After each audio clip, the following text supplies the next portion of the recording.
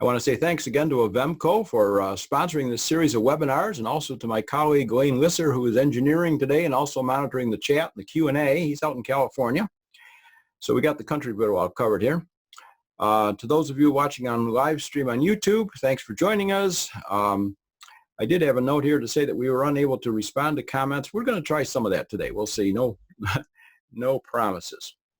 So I am going to stop my video so that you can see the whole screen here. You don't need to look at my ugly face while we're trying to do a presentation here. So, topic today is avoiding the controlled flight into terrain accident, or the CFIT accident. There are quite a few of them still happening. It's been cut way down, the number's been cut way down, but there's still a lot of them going on. So we're going to talk about this today, and I pretty much rebuilt this presentation from scratch, so we'll go from there. All right. In case you didn't know it, Avemco is our sponsor today, but is also a sponsor of the FAST team, and Avemco pays for those wings that we receive when we complete a phase of wings, the wings that we can put on our caps or our jackets or whatever. And at the end of this presentation, I'll tell you how you might be eligible for a discount on your aircraft insurance for attending this webinar. Doesn't get better than that, right? So stay tuned. All right, let's start with just a bit of housekeeping. In the live seminars, we say where the emergency exits are and where the bathrooms are. In this case, I'll leave it up to you to figure out both of those for your location. Our emergency would be some sort of a system crash on my end. It's unlikely, but if it happens, check your email. Because we know who is registered, we can send an email out. And also the website vectorsforsafety.com, and information when we'll try again. And by the way, before I leave that subject, my website, genebenson.com, was really getting too big to be manageable. So this Vectors for Safety project I started, I don't know, 12 or more years ago, has really grown and taken on a life of its own. So it has its own website now, vectorsforsafety.com, and that's where all my safety information will be from here on in. But if you forget and go to genebenson.com, there's a big button at the top that says, oh, I want to go to Vectors for Safety. All right, that being said, for those of you who have not participated in any of my events previously, I'll provide a very brief introduction. My whole life revolved around aviation. I took my first official flying lesson when I was 14, and I soloed on my 16th birthday. Now that was way back in 1962, so you can figure out my age if you're so inclined. I had a great career for which I am extremely thankful. I've flown everything from jets to Cubs, but flight instructing was always sort of my passion. I've given more than 8,000 hours of dual instruction. I have continued with my psychology background to work in human factors. For 5 years, I was on the safety committee of the NBAA. I was the human factors person in the Fitness for Duty working group. I was also an annual presenter at their convention, and today I do speaking engagements. Those these days are mainly virtual, and I do consulting in error reduction for a number of different industries. So enough about me. Let's see what our objectives are for today. First, we want to identify 4 types of controlled flight into terrain accidents. We want to identify some mitigation strategies to help prevent each one of those types. And finally, we want to identify possible underlying human factors causes of some CFIT accidents. Now, according to the FAA, CFIT is defined as an unintentional collision with terrain, the ground, a mountain, a body of water, or an obstacle while an aircraft is under positive control. So the crashes that happen when somebody comes spiraling out of the sky and hits a mountain, that's not CFIT. That's a loss of control. Now also, according to the feds, most often the pilot or the crew is unaware of the looming disaster until it is too late. And those who are not unaware get a windshield full of trees at the last second, which would not be very pleasant either. And again, according to the FAA, CFIT most commonly occurs in the approach or landing phase of flight. They've got the stats. I'm not sure that I totally agree with that from what I've seen, but they have the stats, so we'll go with that. And for the statistics, the FAA says that in a typical year, there are about 40 CFIT accidents, about half of which are fatal. Now, the FAA also says that more than 75% of our CFIT accidents occur in daylight, and more than half of those are in visual conditions. So this is not primarily a night or an IFR situation. The pilots involved in most CFIT accidents are not instrument rated, but more than 30% of them do hold an instrument rating. So nobody is really exempt from this. Now, the FAA has identified the following precursors to CFIT accidents. Continued VFR into IMC, into instrument meteorological conditions. Okay, wire strikes. And it's interesting to note that more than half of them do not involve agricultural operations. We tend to think about the crop dusters as the ones that hit the wires all the time. Not so much. IFR procedural mistakes, things like descending below minimum descent altitude and so on. And finally, unrealistic aircraft performance expectations, such as what we might get into with a high density altitude situation or a tailwind and takeoff or something like that. Now, we're going to look at least one of each kind of these in terms of accidents as we go through. One accident example for each one, and I think a couple of them I have 2 accidents in. All right, what about technology? Now, many GA pilots now have the advantage of terrain awareness technology in their airplanes. The FAA has stated that this technology has significantly reduced the number of CFIT accidents, but those accidents continue to happen, including to airplanes equipped with the technology. The technology is not a substitute for pre-flight planning. It really isn't. We still have to do that. We should use it as a backup to help improve situational awareness. Okay, let's start with continued VFR into IMC as an example. Now, continued VFR into IMC sometimes leads to a loss of control accident, but that's not our topic today. We're talking about the ones that lead to the CFIT accidents, which is a collision with terrain or with an obstacle of some kind. Example, you've all seen pictures like this, maybe you've seen the real thing. Oh, there's a tower sticking up into an overcast. Now, if you're in that overcast and you're not high above the bottom of those clouds, guess what? It could get exciting. I took this picture. It's a mountain in New Hampshire. I've done lots of flying there, and we refer to these mountains as cumulogranite. Now, I believe this is part of Mount Washington. It's also a picture I took. I'm pretty sure that's part of Mount Washington in New Hampshire. It's a mountain in New Hampshire in any case. And in the past, I've seen airplane wreckage on the sides of these mountains. It's a very sad thing to see, but it does happen. I want to look at an accident here as an example first. Now, this one is an old accident. This happened back in 2004. But I want to show it. It seems a little bit outdated because he's using VORs for navigation and, not GPS, and it talks about the weather briefing with the flight service station and so on and so forth. But those are just technicalities of why the accident happened. They're not the the underlying cause of what happened, all right? And this accident was so avoidable and was so tragic that I really want to include it today. Okay, now the FAA would classify this as VFR into IMC. Most pilots would use the term scud running for this. The weather conditions were at best marginal VFR. No instrument flight plan was filed. The pilot was seriously injured, and his only passenger, his son, was fatally injured. The airplane was a Lake Buccaneer. So can you imagine? I can't imagine being pilot in command of that.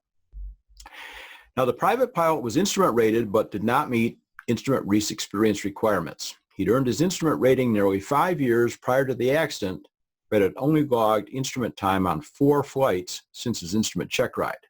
His most recent logbook entry for instrument flying was nearly 3 years prior to the accident. Now, the pilot contacted the Burlington Flight Service Station about 10:30 a.m., 10:30 hours, and requested a VFR Outlook weather briefing for a flight from Adirondack Regional Airport, Saranac Lake, New York, to Concord, New Hampshire. The weather briefer reported that marginal ceilings were forecast all day with mountain obscuration from clouds and precipitation. Thunderstorms were also forecast for the afternoon. The forecast, valid until 1600, included broken clouds at 1,500 feet, overcast layer at 6,000 feet, visibility 6 miles, occasionally broken clouds at 2,500 feet, an overcast layer at 5,000 feet and visibility of 2 miles with rain and mist. Not a real nice day. The pilot then requested the current weather at Clinton County, which is Plattsburgh, New York, reported by the briefer as scattered clouds at 1,200 feet, 10 miles visibility, and calm winds. The pilot reported he would head over there, that's a quote, and the briefer asked him if he was still going to Concord. The pilot replied that he was worried about getting through the Green Mountains, but stated he would go into Manchester, New Hampshire, if he needed to. He then asked what the current weather was at Manchester. Briefer responded that the weather was clouds, 1,100 scattered, 1,700 broken, 3,000 overcast, 10 miles visibility, wind from 180 at 7 knots. The briefer also stated that the forecast, valid until 1,600, was for scattered clouds at 800 feet, broken clouds 1,500, 6 miles visibility. The forecast also included an occasional overcast cloud layer at 800 feet with rain and mist. Now, by anybody's judgment, this is not a day to be going out VFR, okay? The pilot responded, quote, "I didn't bring my charts, so I'm going to head to Plattsburgh." I'm not really sure what that had to do with it, but that's what he said. A review of radar data provided by the FAA revealed a target departed Plattsburgh at 1338 and proceeded southeast across Vermont. The target overflew Lebanon, New Hampshire about 1440 at an altitude of 5,500 feet. The pilot then began a gradual descent of about 200 feet per minute. The target continued on a southeast heading and descended to an altitude of 2,600 feet. The target was level at 2,600 feet for about 1 minute prior to the last recorded radar hit, which occurred about 1455.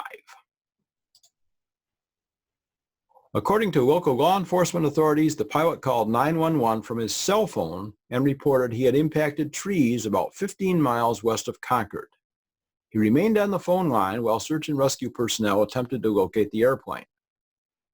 A review of the 911 tape revealed the pilot stated he was flying, quote, under a cloud deck between the Concord VOR and Lebanon Airport at an altitude of 3,000 to 3,500 feet, about 500 to 800 feet above the trees. He stated that he and his son had originally parted from the Long Lake Seaplane Base, flew to Adirondack Regional Airport, then to Clinton County Airport. They waited for weather to clear, then departed Clinton County. The pilot flew a path direct to Rutland, Vermont, where it was clear above 12,000 feet, and then flew a path from Rutland to Lebanon, New Hampshire, where there was overcast. The pilot further stated, "I flew over the overcast at 9,000 feet VFR and came through a hole past Lebanon. I was flying at 3,500 feet and the hole disappeared. I stayed at 3,500 feet on instruments." The report at Concord was that the ceiling was at 1,400 feet and I was heading to Concord for a landing and a fuel stop.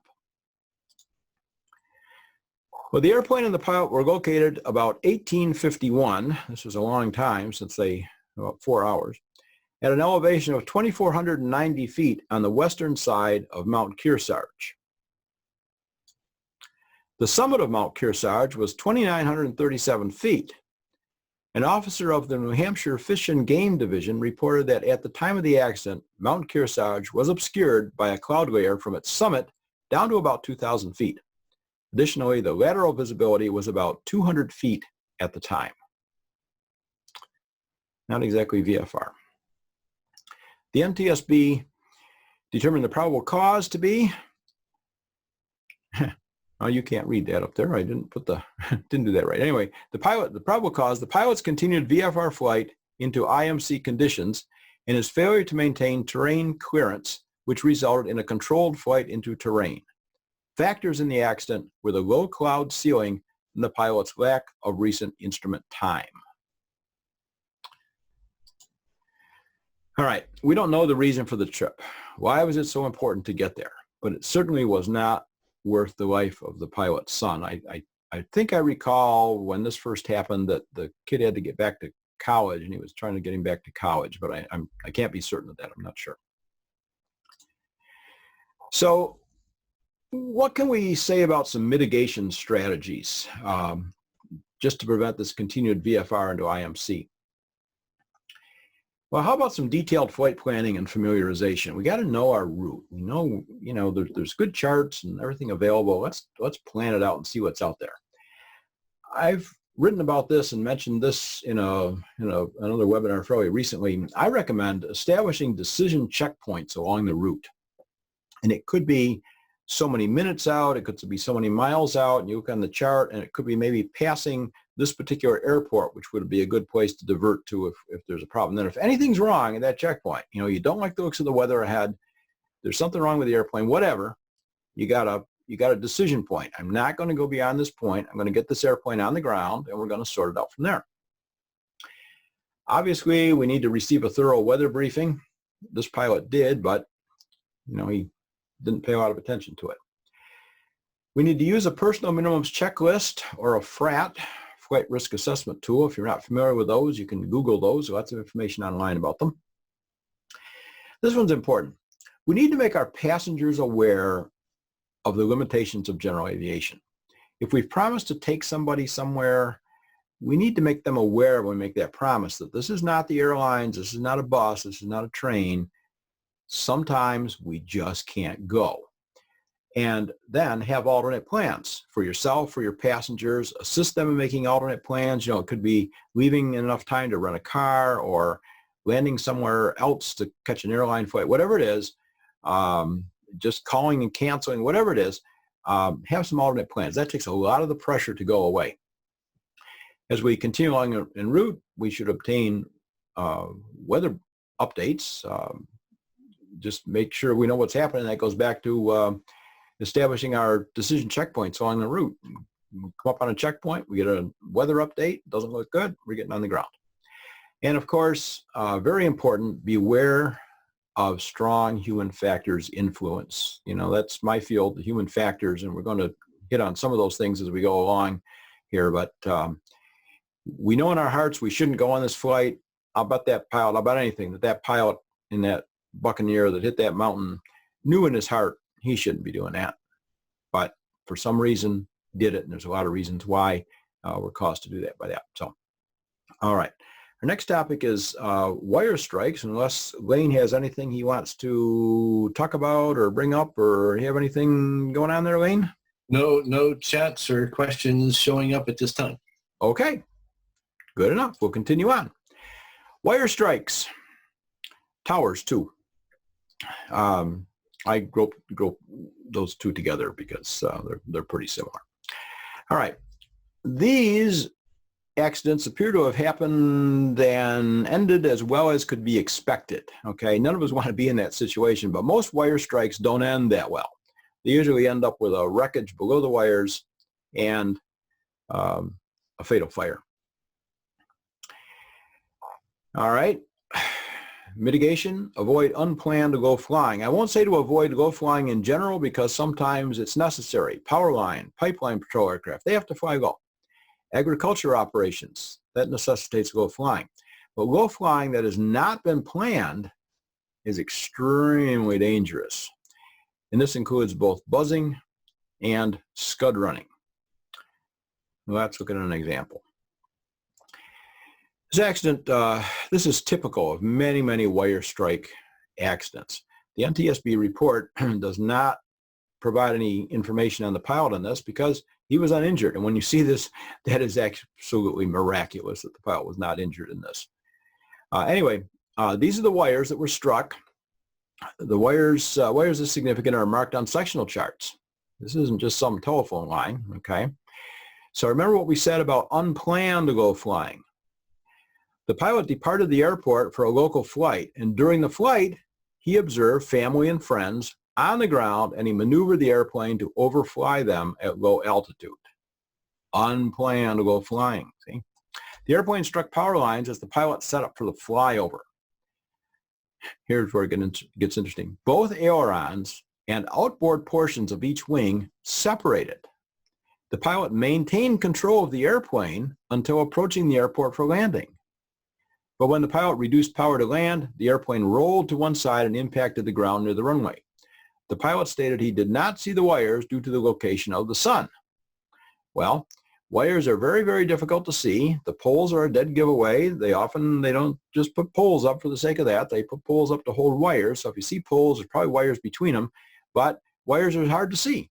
And if you're looking into the sun, wires are impossible to see. That's why we plan, and that's why we know where the wires are. Now, after taking off, the pilot spotted his wife and a friend on a country road, and he did a turn to circle around. This is all from the NTSB report. The pilot said he was blinded by the sun and did not see a high line. He clipped the wire with his left wing and lost roll control. He thought he was about 500 feet AGL. He was able to fly the airplane back to the airport, but the airplane rolled right when he pulled power to land near the ground. The airplane did a slight cartwheel and ended up on its nose. That had to have been a very exciting landing. The airplane had flown between suspended wires and sheared off 5 feet of the right wing and 2 feet of the left wing when it impacted the power lines, which were about 4 miles from the runway. The airplane crashed about 150 feet off the runway center line. A photo of the impacted power lines indicates the lines were less than 100 feet AGL. Less than 100 feet AGL. Okay.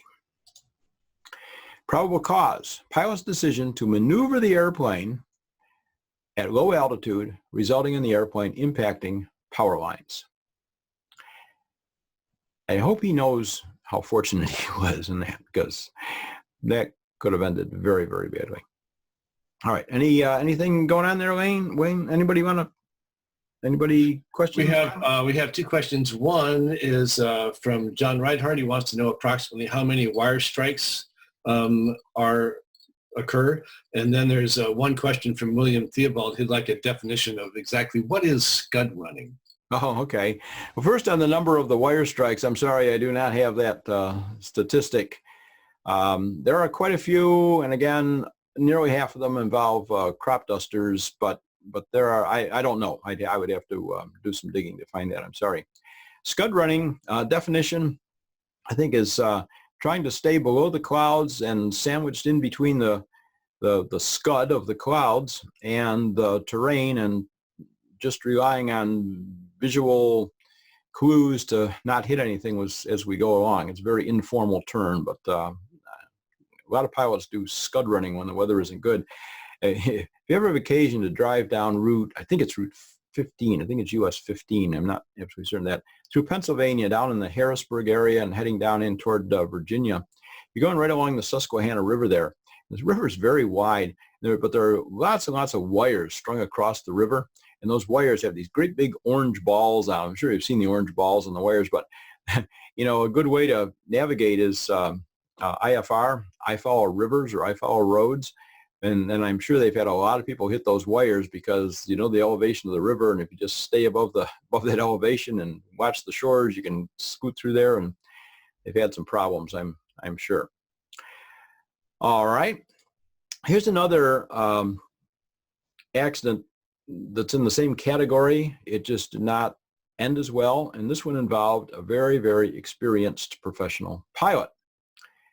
Beechcraft C-90, twin-engine turboprop business aircraft. The morning of the accident, the pilot departed Rigertona. That's an airport I'm not familiar with, and actually the spelling is correct there. There's no vowel. Rigertona Airport near Tidy Out, Pennsylvania.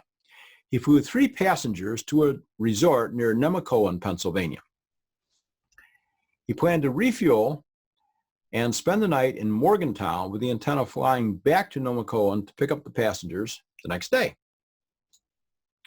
This is an enlarged view of his intended direct flight from Nemacolin to Morgantown. This is the Google Earth view of it. Looking at that on the sectional, the pilot selected a cruise altitude of 3,100 feet, but note the maximum terrain elevation of 3,500 feet. Now, we really shouldn't ever be lower than that figure unless we have a very good reason to do so, such as descending to land, or, you know, we know that there's a particular obstacle and it's not near there and so on. But general rule of thumb, if we're not real familiar with the terrain, that's a good number. Stay above it. Anytime we go that elevation, we must know precisely where we are and what obstacles are there to pose a threat. Now, note here we see an obstacle with an elevation of 3,089 feet. Remember, he'd planned on 3,100 and he descended to 3,000. The airplane was identified on radar about 9 miles out from the airport. The controller verified the altitude as 3,100 feet. The airplane then descended to 3,000 feet and struck the communications tower about 1 minute later. This is the tower that was struck. You can see that it's a substantial tower and it would cause some real damage if it was hit. Well, it was hit, and here's the real damage. You can see that this is NTSB photos here. You can see that clearly this was not a survivable accident. All right, I know this is way too much to put on a text slide, but it relates to the probable cause findings, so we're going to take a look at it, and because some people are on audio only, I will read it. Please bear with me. This is all from the NTSB report. The airplane was equipped with a cockpit voice recorder, CVR, and an enhanced ground proximity warning system, EGPWS. The EGPWS had a terrain inhibit switch, which, when engaged by the pilot, inhibits all EGPWS visual and oral alerts and warnings to allow the aircraft to operate without nuisance or unwanted warnings. However, the pilot's guide cautioned that the terrain inhibit switch should not be engaged for normal operations. CVR and EGPWS data revealed that the terrain inhibit switch was engaged before departure. As a result, although the EGPWS calculated an obstacle alert for terrain 3 minutes after takeoff, the alert was not enunciated. Review of previous flights revealed that the pilot routinely engaged the terrain inhibit switch while flying into the departure airport for this flight and would then disengage it after departure. This indicated that the pilot's normal habit was to disengage the terrain inhibit switch after departure, but on this flight, his normal habit pattern may have been interrupted. He may have become distracted, or he may have simply forgotten to shut it off. Regardless, aeronautical charts found on board the airplane depicted the tower hazard, so the pilot should have had some awareness of the tower's presence. Now, the bottom line is that we as pilots need to do our homework and know the hazards that exist in the areas in which we are flying. The probable cause went on to say the pilot's inadequate pre-flight route planning and in-flight route and altitude selection, which resulted in an in-flight collision with a communications tower in possible instrument meteorological conditions, contributed to the accident, where the pilot's improper use of the enhanced ground proximity warning system's terrain inhibit switch and the air traffic controller's failure to issue a safety alert regarding the proximity of the tower. Pilot was 63 years old. He was an ATP in single engine land, multi-engine land, and he had a number of type ratings that in jets, business jets primarily. He had commercial privileges for rotorcraft helicopter and instrument helicopter, and a flight instructor certificate for ratings for single engine, airplane single engine, airplane multi-engine, rotorcraft helicopter, instrument airplane, and instrument helicopter. This guy had taken some check rides in his life. His medical certificate was valid. It was a special issuance Class II medical certificate. His flight experience, as reported on his most recent medical certificate, was 22,000 hours total time, 150 hours in the previous 6 months. However, there was no record of a current flight review. Now, mitigation strategies. Again, we need to do detailed flight planning and familiarization. We need to know the maximum terrain elevation of our sectors. We should plan to fly at least 1,000 feet above that maximum terrain elevation if we can. And what I do is I consider anything from 1,000 feet above the maximum terrain elevation down to 500 feet above it to be an abnormal situation. And that just means it requires more attention, more planning, more attention to detail if I'm down in that range. And then any altitude less than 500 feet above the maximum terrain elevation, I consider that to be an emergency situation, obviously except for takeoff and landing. And that means I'm really going to be paying attention to that. Now, any necessity for lower flying requires a rigorous evaluation of the terrain and the obstacles. Remember, altitude is our friend, right? More than just not hitting something. First of all, the aircraft performs better up to our optimum altitude, which is, depends on the airplane, but much higher than that. If there's a problem like an engine failure, it gives us a lot more time to find a place, and it also gives her a much longer gliding distance to put the airplane down. If there's some sort of an engine problem, the engine didn't fail, but we're losing altitude, well, that gives us that much more time to try and sort out and give it back. What's the saying? The most useless things in aviation: the altitude above us, the fuel still in the fuel truck, and the runway behind us, I think, and those things are, I think, very true. All right, Lane, do we have anything there? While you're doing that, I'm just going to look and see if anything we have. Gene, we have Gary Meister said, with respect to wire strikes, are you including helicopter wire strikes or just airplane? And his reason for that question is because helicopter training includes instruction to fly over the tower as opposed to between them. Right. I am just including airplanes in this. We have to specialize a little bit, and I'm not, notice everything I say here is pretty much relating to airplanes. That it would be interesting to do one just on helicopters sometime, but not being a helicopter pilot, I'm probably not the guy to do that. Okay. Any other ones? I was trying to look at the live stream on YouTube while I was doing that in the chats, but I can't get it on my phone, so it's okay. That's all I'm seeing at this time. All right, we will move on because we got lots more. IFR procedural mistakes. Yeah. This one is personal for me. This one's, again, incredibly tragic, incredibly avoidable. This happened nearly 20 years ago. It involved an NDB instrument approach, but the lessons to be learned here are not obsolete, because it doesn't matter that we no longer use NDB approaches or that so much time has passed since the accident. The accident is personal to me because the pilot was a friend of mine in this one. And this accident is actually a big part of why I've done so much pro bono safety work over the years since this. This was the 5th of 5 friends having serious aircraft accidents in a 4-year period of time. 5 of those friends died in the accident, and the 4th suffered life-changing injuries. His carotid artery got severed, and in surgery he suffered like 7 strokes, and just not a good situation. So this one's personal to me, and I want to talk about it because I think it's important. Now, this pilot was a true professional. He owned a flight training company as well as a charter company, and his charter company operated this flight with him being pilot in command. He was very, very respected in the industry, and he always strived to make his students just a little bit better than what they were when they came in. And I know that he would not object to me sharing the details of this accident, because if he knew it just might help somebody, he'd be all for it. We're going to see this accident was not caused by recklessness, violation of regs, or violation of standard operating procedures.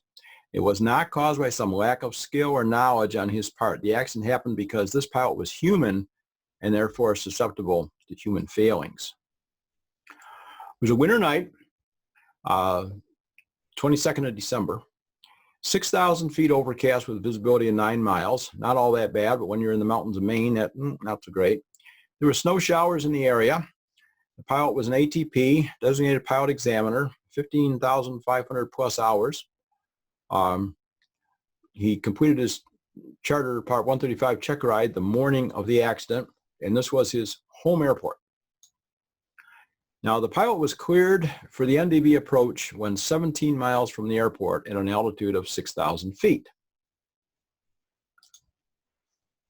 When 9 miles from the airport, the pilot reported the airport in sight, and he canceled his IFR flight plan.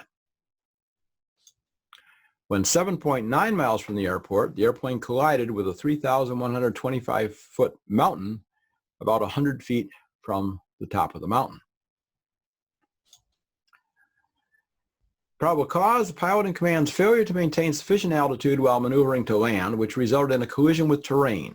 Factors in the accident were the dark night, mountainous terrain, snow showers, clouds, and the pilot's decision to cancel his VFR clearance, I'm sorry, his IFR clearance. Now, some additional information that doesn't show up in the NTSB report, but I happen to know this. The pilot had been ill with the flu for several days. He was not fully recovered, but he was scheduled for his Part 135 check ride on the morning of the accident. The passenger on the accident flight was the leaseback owner of the airplane. He lived in New York City, but he owned a vacation home in Maine. The passenger wanted the pilot to pick him up in Boston and fly him to Rangeley, Maine, so that he could spend Christmas there with his family. When the pilot met the passenger at Boston, the passenger requested that they land in Portland, Maine for some Christmas shopping before continuing on to Rangeley. Now, the pilot was still not fully recovered from the flu. So why did he fly? Well, what about some external factors? The pilot had a scheduled check ride to remain Part 135 current. He had to do that to keep flying as a charter pilot. And also, the airplane leaseback owner requested a flight. Now, you got an airplane that your livelihood depends on, and the owner of the airplane is leasing it back to you, wants to go someplace. There's some of the external factors working there. And then we have, of course, fatigue. A check ride is always stressful, and it's always tiring. Then after the check ride, the pilot conducted a single pilot IFR flight into and out of Boston Logan Airport.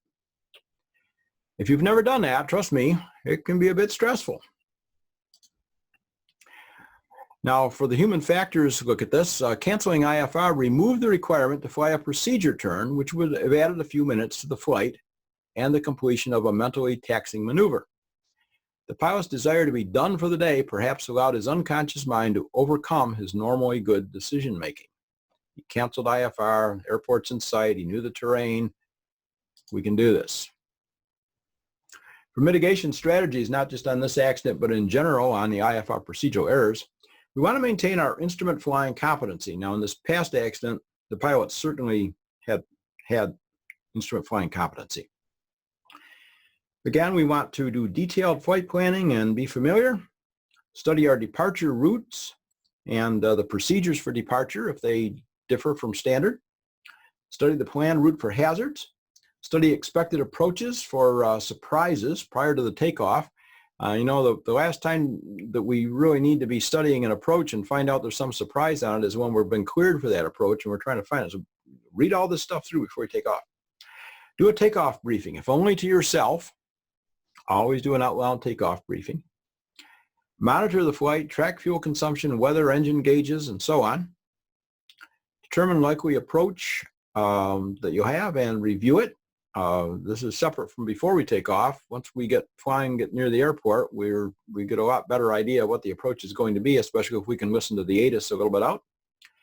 Memorize our decision height or our minimum descent altitude and at least the initial part of the missed approach procedure. Know what we got to do if somehow we don't break out or at the last minute there's another airplane on the wrong, whatever. What are we doing? This is not a good time to have to look at the chart. Now, again, for the approach, do an approach briefing, if only to yourself. We're going to do a pre-takeoff briefing to ourselves. We're going to do an approach briefing to ourselves if we're a single pilot. Follow stabilized approach guidelines. If you're not familiar with the stabilized approach, again, Google that. There's all kinds of stuff on it. Fly the entire approach unless absolutely certain the visual approach can be completed. I know there's a real temptation when you're doing one of these instrument approaches and it's complex and you're tired at the end of the flight and the weather's okay, requesting a visual. Well, okay, but it's really safer to fly the whole approach. Follow the guidance. If you do that, you won't hit anything. Okay. Next up is unrealistic aircraft performance expectations.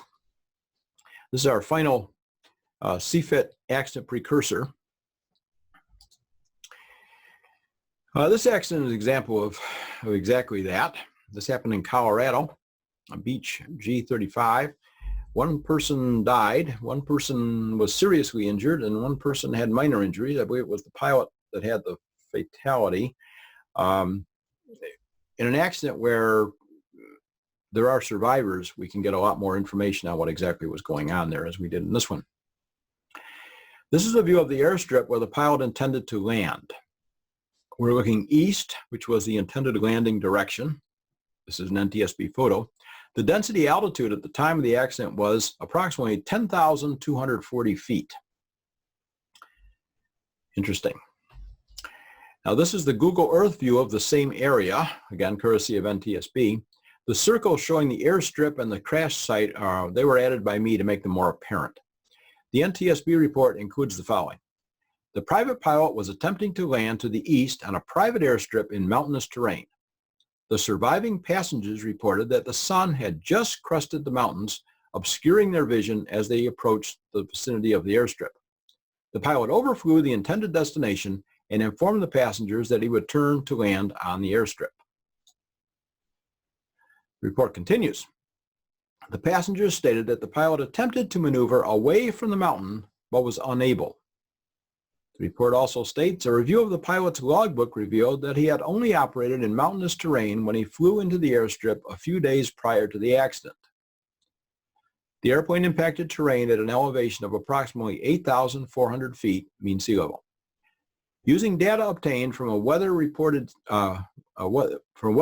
station located 16.5 nautical miles to the northeast of the accident site, placed the density altitude of the accident near 10,240 feet.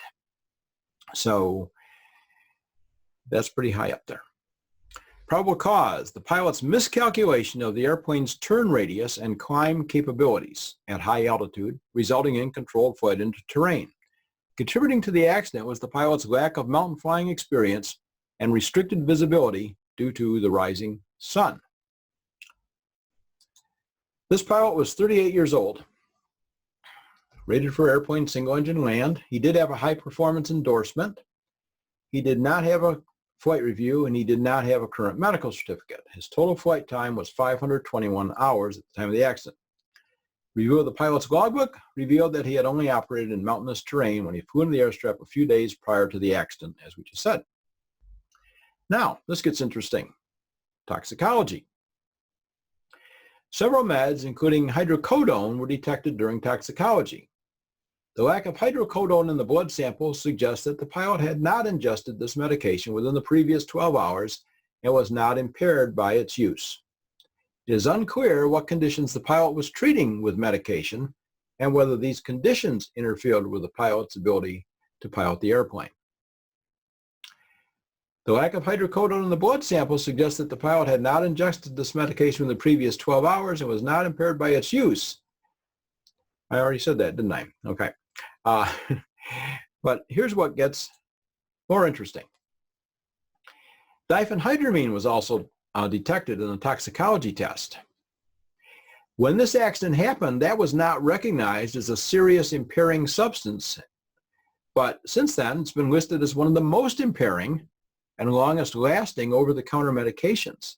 And diphenhydramine is the main ingredient in a lot of allergy meds such as Benadryl and also a lot of sleep aids at ZZ Quill. It's in Ambien. It's in lots and lots and lots of stuff. And the packages say, you know, don't drive or operate machinery when you take this. But the NTSB has determined that this is incredibly impairing. And both the NTSB and the FAA, they rarely don't agree on things, but they agree on this one. You should wait 60 hours after your last dose of anything with diphenhydramine in it before you fly. And 60 hours isn't what they say. It's it's whatever the normal dosing time is multiplied by something. It's more complex than that, but it comes out to be 60 hours, which is kind of a long time.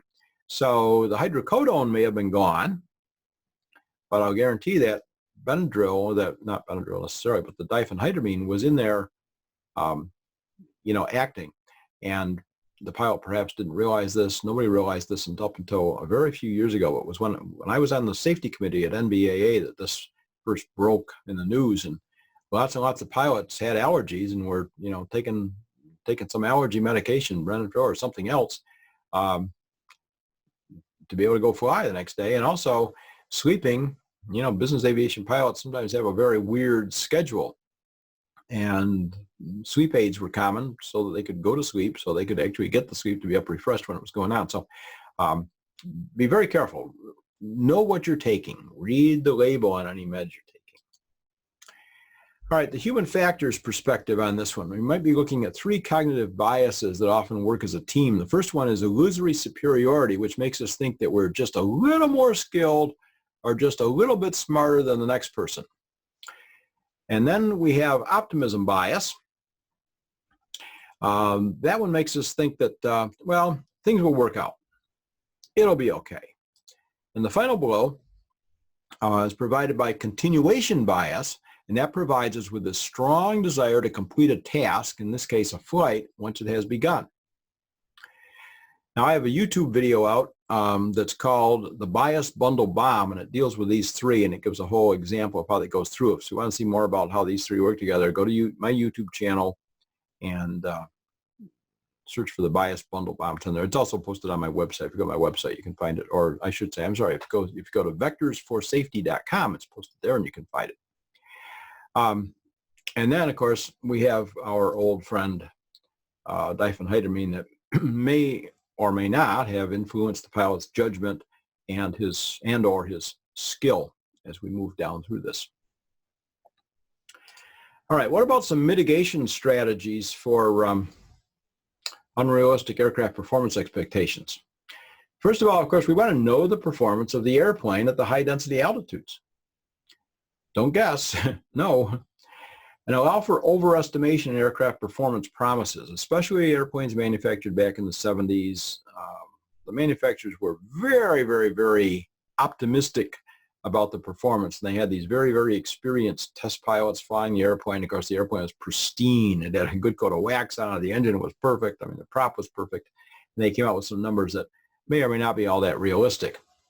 And we want to allow for age and wear in terms of aircraft performance. You know, the engine, if the engine's got 1,000 hours on it, it's fine, but it's not, you know, it's not an engine that's got 100 hours on it. It's probably not quite as strong as it was. If it's at or above TBO, it's probably not at or above, not where it was when it was new.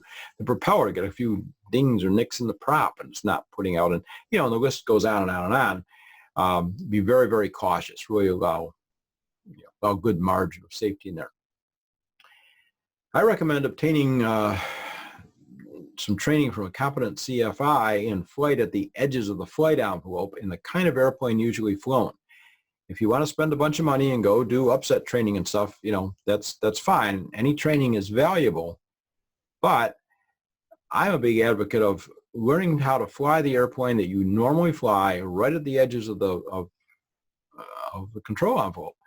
Go out with an experienced CFI. Don't go out and mess with it yourself, and don't go out and get somebody because they've got a piece of paper that says CFI in their pocket. Go somebody who really knows how to do this, how to get to the edges, and do some cross control stalls, and do some, you know, stalls in unusual attitudes, and do some really steep turns. And you got to be safe, got to stay within the performance envelope, but press the envelope a little bit just so you can see how the airplane performs. And don't do it just at don't do it out in the practice area at 3,000 feet or something. Go on up to, see how high that airplane will go. Take it up to, 8,000 or 9,000 feet, and do the same kind of stuff up there and see what a difference it makes. You might find it's a different beast up there. And of course, maintain proficiency. Unrealistic pilot performance expectations can also be a factor. When we talked about the aircraft manufacturers coming up with the numbers that might not be realistic for performance, we also need to talk about the pilot isn't exactly the test pilot that the manufacturer used to generate those numbers. We may not be quite as sharp on something as we might be, and small things can make a big difference. Is your airspeed indicator calibrated? Probably not. Most of them aren't. That's okay. But when the manufacturer says this is the airspeed for best angle of climb, if your airspeed's off 3 or 4 knots, you're not at the best angle of climb airspeed. And also, remember that best angle and best rate of climb airspeeds change with altitude. All right. At some point, they hit the curves meet, but they change with altitude too. So that's something you can look up and be aware of that. Does it matter if you're, if you're at 3,000 feet as opposed to the ground? Not much. Okay, maybe a little bit. But if your airport is suddenly at 8,500 feet, now those differences in those airspeeds will make a difference, and we need to be prepared for that. All right, Lane, you got anything for me there? Got a couple of questions for you, Gene. One from Galaxy Tab S4 and another from Don Martin. Galaxy said several months ago he had a situation where he had gotten as many weather reports as he could before a flight. All of them indicated VFR for his morning short cross-country flight. Halfway through, he determined that the weather was deteriorating earlier than forecast. So he turned around, but by the time he made it back to his home airport, it was IMC. He said, I barely saw the airport as I entered downwind, and to my horror, tower put him on extended downwind that seemed to last forever. So it took me out of sight of the airport before they gave me base. He said, I just flew runway heading, but it was scary because it was parallel runways. Should I have requested anything from the tower, such as vectoring or not being put on extended downwind? And he added that he didn't see the airport until he was almost over the numbers. Yeah, well, my first question would be, was that airport forecast to go down, or was that airport forecast to be okay? But that's beside the point. Yeah, you did the right thing, turned around, came back, get it on the ground. Unfortunately, the airport wasn't as good a shape as when you left it, but you got there. You can always make a request from ATC for priority handling. If you're not instrument rated, the weather's coming down, I'm not instrument rated, like priority handling, because if there's somebody on an approach, they can slow them down, they can make them go around, they can do something to get you on the ground. And, the bottom line is you're the pilot in command. You can tell them what's going on. You may have to declare an emergency. Hey, I have an emergency situation here. I have to remain VFR and I'm losing sight of the airport. I need to land now. And then you can do that kind of as you're making that turn to come in, because they're watching you on radar.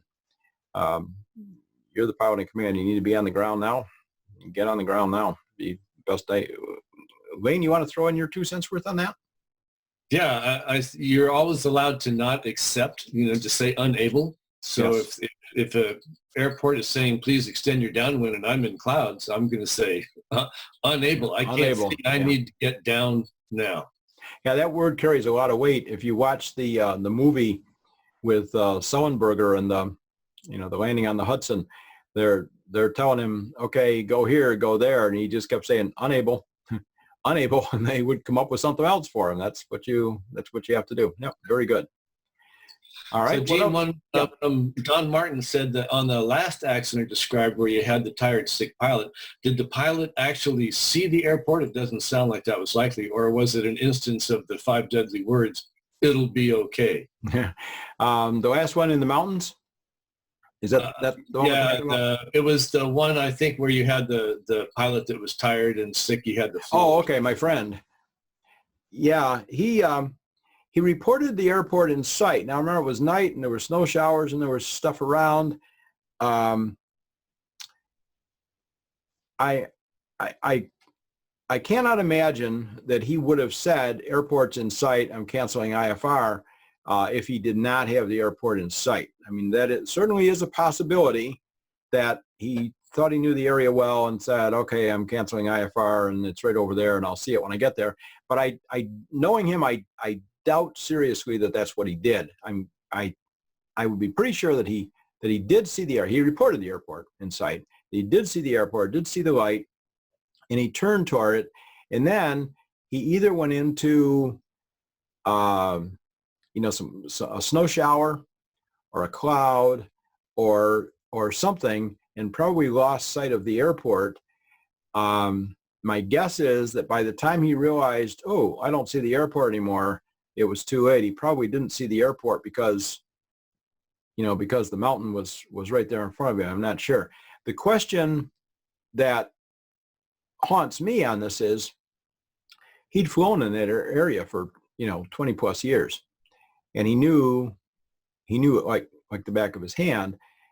Now, it was night, and there were snow showers and clouds around, but I don't know why he would not have stayed above the highest terrain until he was either over the airport or very, very close to the airport, and then spiraled down into the airport. I do not know, but he did report having the airport in sight, and then something went horribly wrong. And I'm guessing that he was just so tired, so exhausted that he just lost track. He just lost his situational awareness and allowed the airplane to descend below the top of the mountain.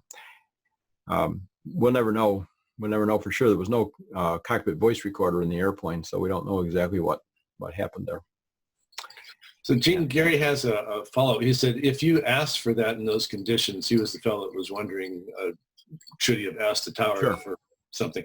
He said, does that set you up for a violation? Is this, for example, in IFR training to emphasize not canceling IFR until you are in VFR conditions, regardless of whether you can see the airport?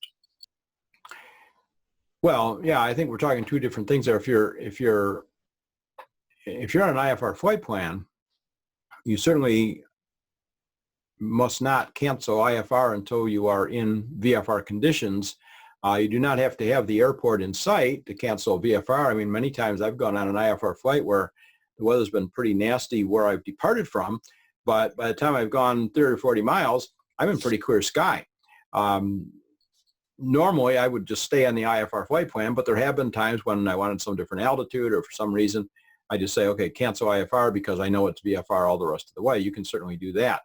The FAA is pretty lenient on the violations for things like that. I would be shocked if anybody wrote a violation for that.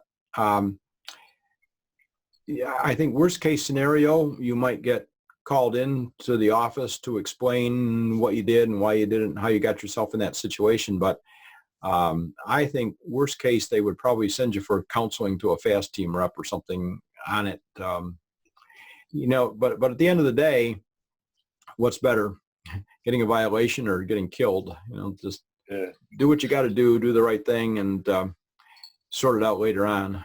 And in Galaxy's case, I think he was VFR the whole way. He had never filed IFR. So right. So yeah. So technically, if you're VFR and you fly into IFR conditions, yep, that's a violation. But if the forecast, if you check the forecast and the forecast for your departure airport and your destination airport and your route, we're all supposed to be VFR, and then suddenly everything went downhill, hey, that's okay. They're going to ask you how you got in that situation, but as long as you've got an explanation of how you got in that situation, I think you're good.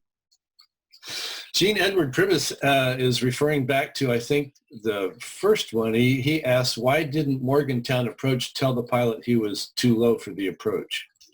That was one of the things in the report that the NTSB raised the question. But remember, he was VFR. He wasn't IFR.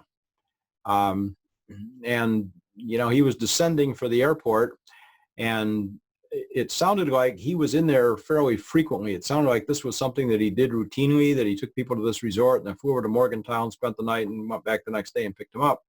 If that was the case, they would have been familiar with the airplane, familiar with him. I don't know, but when you're VFR, you're not, you may get a low altitude alert. Maybe not. They tend to not pay attention a lot. It was a beautiful, clear day. I mean, there weren't any clouds anywhere in the sky, so they sort of assumed he could stay, that he could look at the chart and stay above the towers, I think.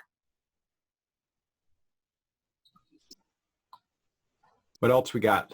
That is all that I'm seeing up there at the moment. Okay. Did anything come up through the Q&A system?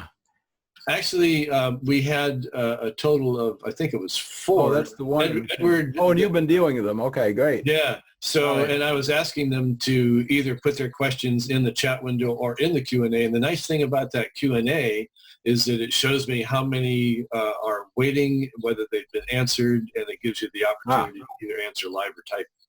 Okay, very good. Well, if anybody thinks of any other questions, bring them on. Meanwhile, we will move on here. This is what I told you about in the beginning. In case you didn't know it, Avemco offers a safety rewards program.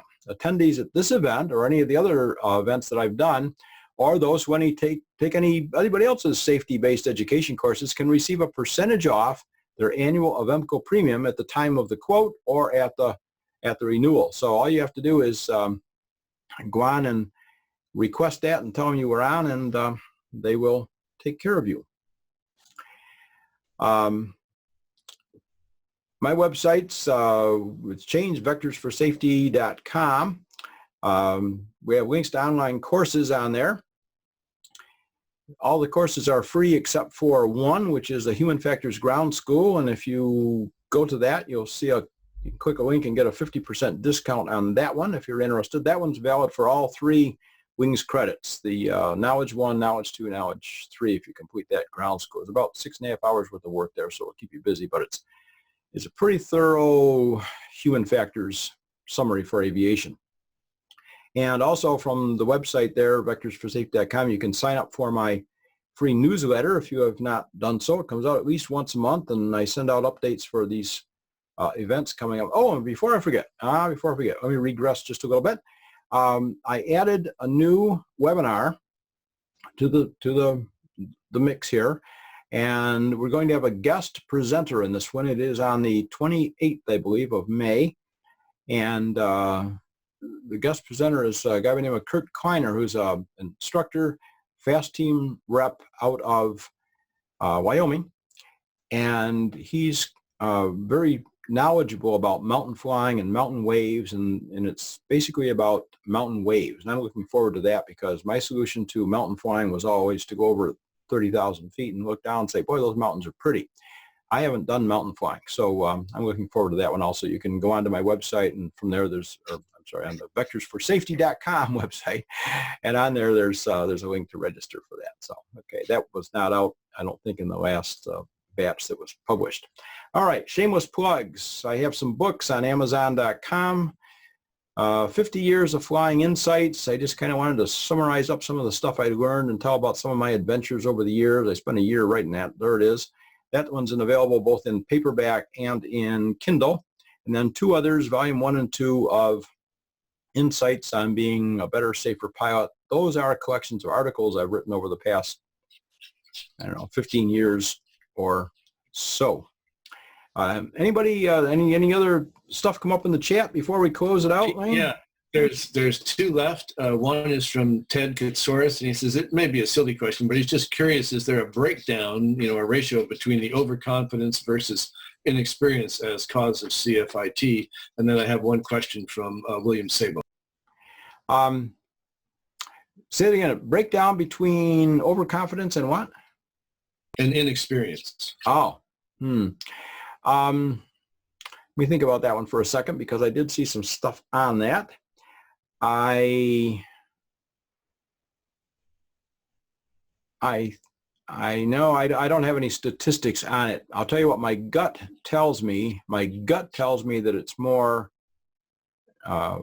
overconfidence, human factors, than it is inexperience, because most of the accidents I read about were fairly high-time pilots that did that, I think. Okay, and your last question from William Sabo is, how can he see a replay of this webinar?